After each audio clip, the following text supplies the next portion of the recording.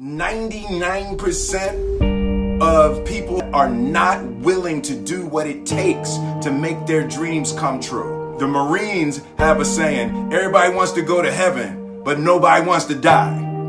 And that's just real. At the center of bringing any dream into fruition is self-discipline. You know, something as simple as food and eating.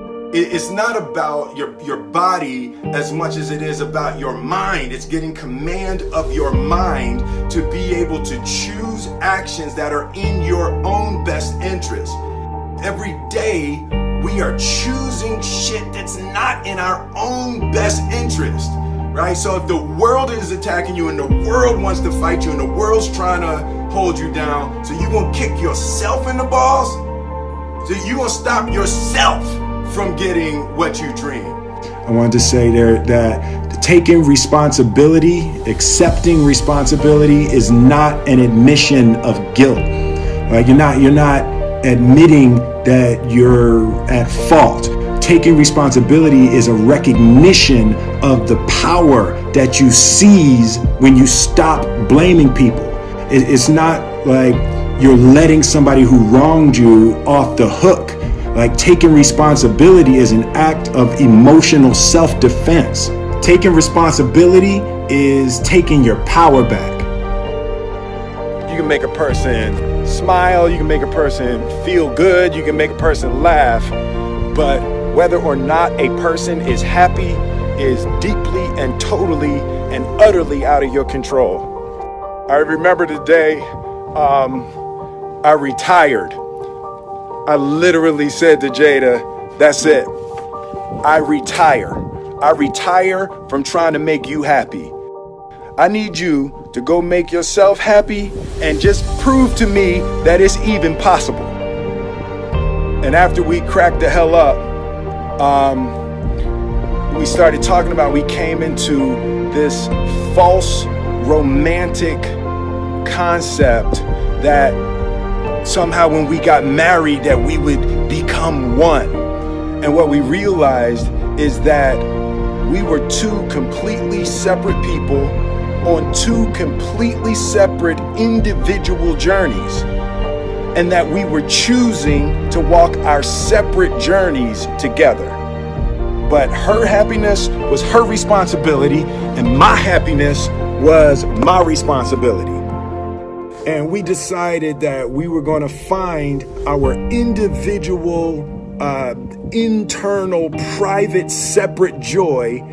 And then we were going to present ourselves to the relationship and to each other already happy, not coming to each other begging with our empty cups out, demanding that she fill my cup and demanding that she meet my needs. Unfair, and it's kind of unrealistic and can be destructive to place the responsibility for your happiness on anybody other than yourself. Fail early, fail often, fail forward. It's always a little bit frustrating to me when people have a negative relationship with failure. Failure is a massive part of being able to be successful. You have to get comfortable with failure. You have to actually seek failure. Failure is where all of the lessons are. When you go to the gym and you work out, you're actually seeking failure. You want to take your muscles to the point where you get to failure, because that's where the adaptation is. That's where growth is. Successful people fail a lot. They fail a whole lot more than they succeed. They extract the lessons from the failure and they use that, the energy, and they use the wisdom to come around to the next phase of success. You gotta take a shot. You have to live at the edge of your capabilities. You gotta live where you're almost certain you're gonna fail. The reason for practice. Practice is controlled failure. You're getting to your limit, getting to your limit, getting to your limit. You can't lift that. You can't do that. Until you get to the point that all of a sudden your body makes the adjustment and then you can do it. Failure actually helps you to recognize the areas where you need to evolve. So fail early, fail often, fail forward. So I'm in the Cayman Islands. Just got finished doing a couple days of work, and I'm in the room. I'm finally by myself. It's quiet. There's no people around. I'm chilling, and I'm like, trying to figure out something to do. So, I figured, let me go turn the news on. And then it dawned on me. I was like, but the news agitates me. It's disruptive. I get aggravated. And I was like, nah. And then I felt this crazy urge, like I couldn't stop myself from going to turn the news on. And I was like, oh shit. And I realized my mind was seeking disturbance. Like, nah, it's too peaceful. I need to be disrupted and aggravated. And I realized, like, we actually have to cultivate a taste for peace. We're actually addicted to things that agitate and aggravate us. You're like, damn, every time I see this person, we argue. I don't want to argue with this fool. Well, stop. What happens is we actually get addicted to the argument. We're addicted to the aggravation, addicted to the agitation. I just really made a decision to myself today, just sitting here in the Cayman Islands, that I'm going to be quiet, I'm going to be still, and I'm going to be alone. So just for the day, let's be quiet, let's be still, be alone. I was just having a debate with a friend of mine, and we got stuck on the difference between fault and responsibility. She kept talking about how something was somebody's fault, it's somebody's fault. And I was like, it don't matter whose fault it is that something is broken if it's your responsibility to fix it. For example, it's not somebody's fault if their father was an abusive alcoholic, but it's for damn sure their responsibility to figure out how they're going to deal with those traumas and try to make a life out of it. It's not your fault if your partner cheated and ruined your marriage, but it is for damn sure your responsibility to figure out how to take that pain and how to overcome that and build a happy life for yourself. Fault and responsibility do not go together. It sucks, but they don't. When something is somebody's fault, we want them to suffer. We want them punished. We want them to pay. We want it to be their responsibility to fix it, but that's not how it works, especially when it's your heart. Your heart, your life, your happiness is your responsibility and your responsibility alone.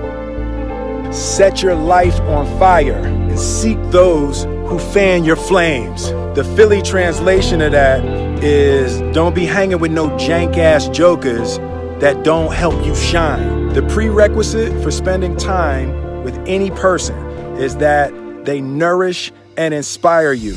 They feed your flame. Look at your last 5 text messages. Are those people feeding your flames or dousing your fire? Put your phone down for just a second and look around. Look to the people around you. Are those people throwing logs on your fire or are they pissing on it? The people that you spend time with are going to make or break your dreams. Everybody don't deserve to be around you. You got to defend your light with your light. As long as we're pointing the finger and stuck in whose fault something is, we're jammed and trapped into victim mode. When you're in victim mode, you are stuck in suffering. The road to power is in taking responsibility. Your heart, your life, your happiness is your responsibility and your responsibility alone. You cannot win the war against the world if you can't win the war against your own mind. I believe that self-discipline is the definition of self-love. That when you say that you love yourself, that means that you have behavior towards yourself that is loving. It's like you say to yourself, hey man, look, I know you want to eat that pizza and it'll be really good, but I can't let you eat that, man, because if you eat that pizza, you're going to feel like shit, and I love you too much to let you eat that.